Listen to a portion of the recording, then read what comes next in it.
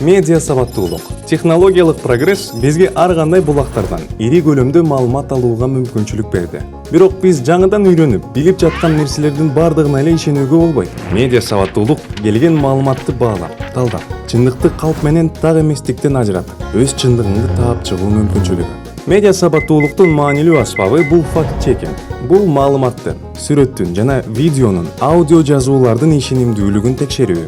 Факт-чекингти жүргүзүүнүн жолдору. Маалыматтын баштапкы булагын издеңиз. Мисалы, окуянын күбөлөрүн, аудио же видео жазгычты тапсаңыз болот. Карама каршы тараптын позициясын билгенге умтулуңуз. Бул сиз ээ болгон маалыматтан олуттуу түрдө айырмаланышы мүмкүн. Фейктерди айырмалап тааныганды үйрөнүңүз. Бул ишенимсиз изилдөө жана эксперттер, алаштуу далилдер, техникалык каталар болушу мүмкүн. Адамдардын аты жөнүн, кесиптерди, даталарды жана башка майда барат нерселерди кайра текшерип алыңыз. Интернетте жазылган нерселердин бардыгына эле ишене бербеңиз. Сиз фейк, жасалма аккаунттарга туш болуп калышыңыз мүмкүн. Фейк баракчалар бул жасалма адамдардын профилдери. Көп учурда алар кандайдыр бир көз карашты жарыялоо үчүн бир адам же троллдор фабрикасы тарабынан атайын түзүлөт. Ал эми алар көп болгондуктан башка колдонуучулар, көпчүлүк адамдар ушундай пикирде болсо керек деп ойлошу мүмкүн. Ошондон кийин алар өз көз караштарын фейктер тарабынан таңууланган жалган пикирге өзгөртө башташат. Бардык эле сенсациялык маалыматтарга ишене бербеңиз. Кээде эмоционалдык чуунун эпкини менен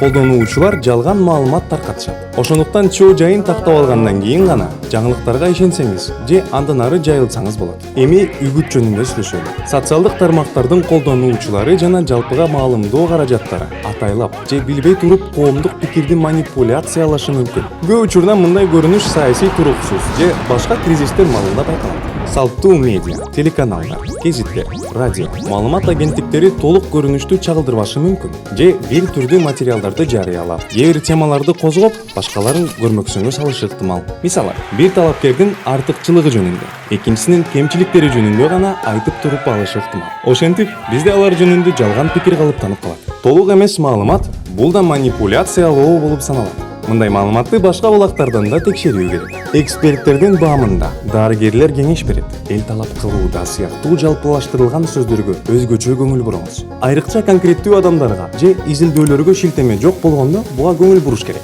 Адатта мындай сөз айкаштары менен чакан топтун пикирин көпчүлүктүн үнү катары жеткиргенге аракет кылышат. Манипуляциялоонун курмандыгы болуп калуу үчүн медиа сабаттуулук керек. Маалыматты ылгап, электен өткөрүү жөндөмү заманбап адам үчүн зарыл сабак.